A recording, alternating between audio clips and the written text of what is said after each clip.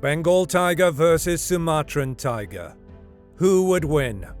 When you look across the landscape at all 7 big cat species that exist, tigers produce the largest and most fierce specimens. But among the species of tigers, there are 6 subspecies, each uniquely different from the last, and that includes our 2 contenders in today's battle, the Bengal tiger and the Sumatran tiger.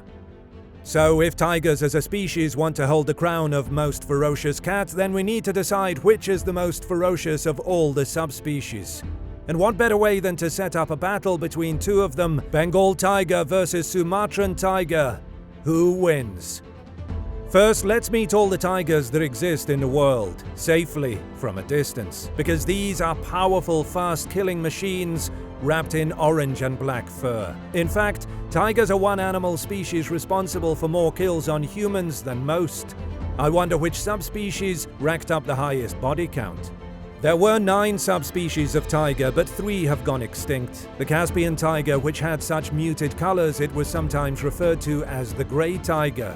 The Bali tiger, which used to be the world's smallest tiger, still larger than most humans. And the Javan tiger, which though labeled extinct, is thought to perhaps still survive in minuscule numbers, as some sightings in Indonesia lead some to believe it could be the Javan tiger. But what are the subspecies that we know are still around today? There is the South China tiger, the Indo-Chinese tiger, the Malayan tiger, the Siberian tiger, the Bengal tiger, and the Sumatran tiger. The Bengal tiger is located in India, Bangladesh, Nepal, and Bhutan. They can occasionally be found in southwest China. And the Sumatran tiger is found in Indonesia, only on the island of Sumatra. So let's take these 2 tigers that never mingle with any other tigers and throw them at one another. But first, we have to figure out what they're all about. Bengal tigers. We'll start off by traveling to the Indian subcontinent to find the one tiger that resides in that area, the Bengal tiger. The Bengal tiger is ferocious and quite possibly the specific subspecies that comes to mind when most people think of a tiger. India is the country where Bengal tigers have wreaked the most amount of havoc. That goes for both animals and humans.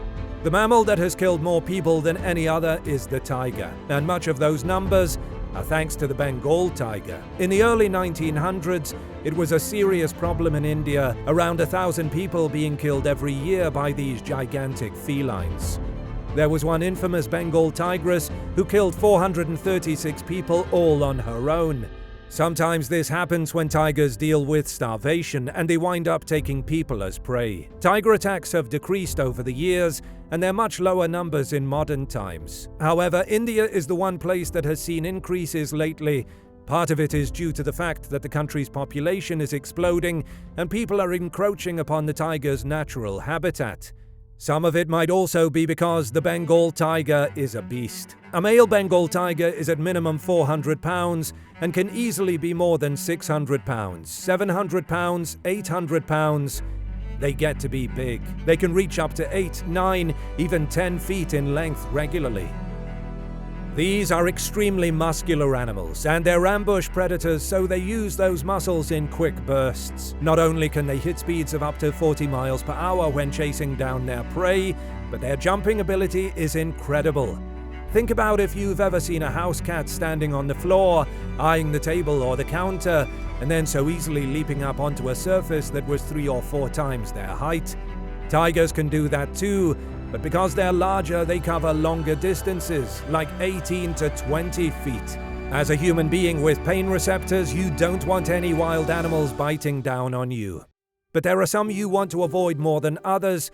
Many you want to avoid at all costs. The tiger would be one. Granted, if you're in the vicinity of a tiger out in the wild, you're probably already done. But tigers have some of the strongest bites in the entire world. The Bengal tiger finds itself as having one of the top 15 strongest bites on planet Earth, with a bite force of 1,050 psi. That's stronger than a black bear, stronger than a leopard, stronger than a lion.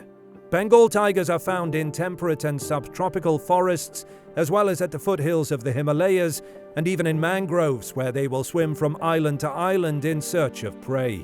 They prefer large ungulates, so their prey may consist of spotted deer, sambar, cheetal, gua, water buffalo, nilgai, and more. If they can't find larger prey, they'll go for the medium-sized options of grey langurs and wild boar. If they have to go even smaller, they'll make snacks of porcupines and hares. By the way, here are some other predators that coexist with Bengal tigers: Asian black bears, mugger crocodiles, and leopards. And Bengal tigers will even hunt and kill these animals. The Bengal tiger is an apex predator. People of the Indian subcontinent, you want all the previously mentioned animals to continually be in high populations around you because you want your Bengal tigers well fed. You do not want to run into one when it hasn't had a meal in a while.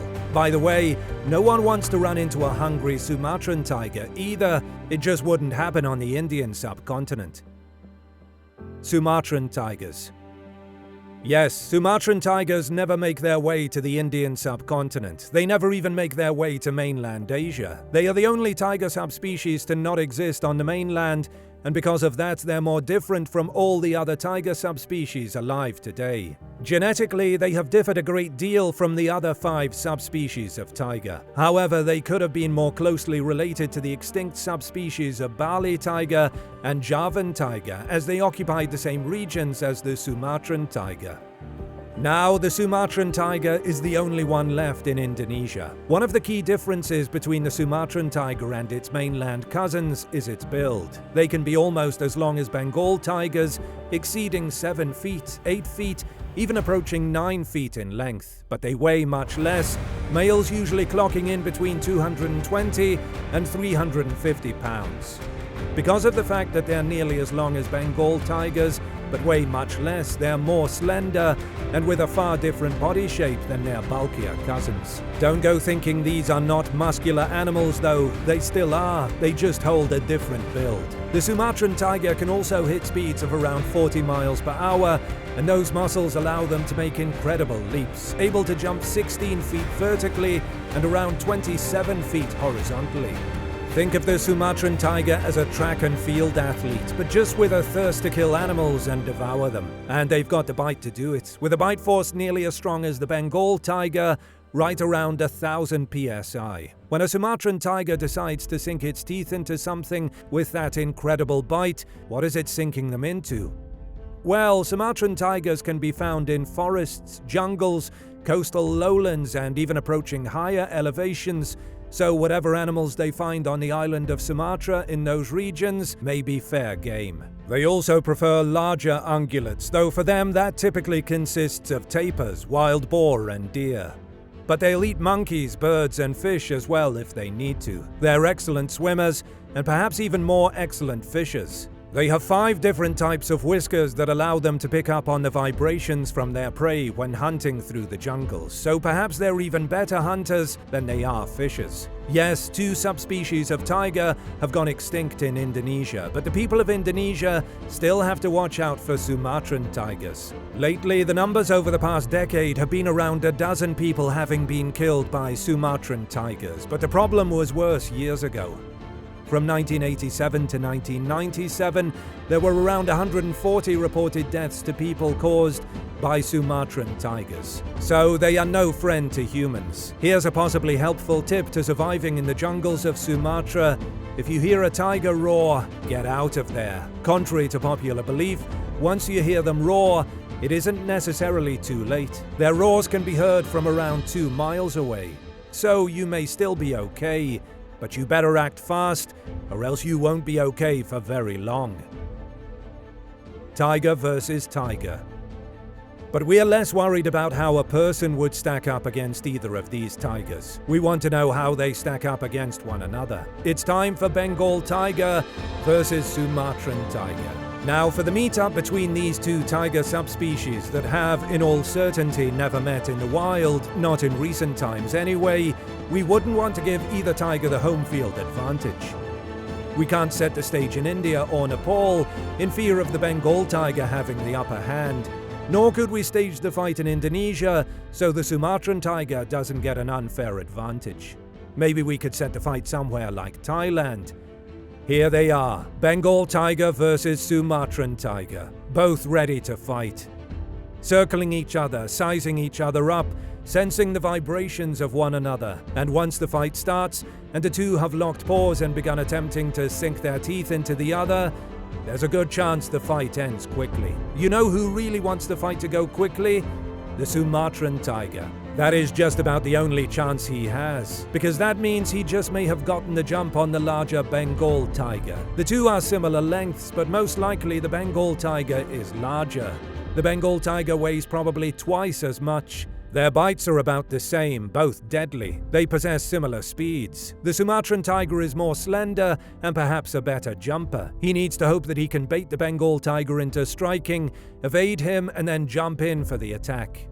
Because if either of these tigers delivers a big bite, it's over for the other. The Sumatran tiger needs to use the Bengal tiger's weight against himself, having him reeling from a missed attack, much like a boxer would want to let a heavier boxer miss and then attack while he's exposed. But a quick fight could still go to the Bengal tiger, and a long fight would most certainly favor the heavyweight. Think about it, the Bengal tiger is on average the world's largest tiger, and the Sumatran tiger is on average the world's smallest tiger. The Bengal tiger regularly takes down larger and heavier prey. He even sometimes takes down other predators. The Bengal tiger is one of the ultimate apex predators on the land of this planet. It would be hard to defeat him. He's got the edge. He'd probably win 9 out of 10 times, but don't ever count out any tiger. They're all killing machines. They're all capable of doing very deadly things.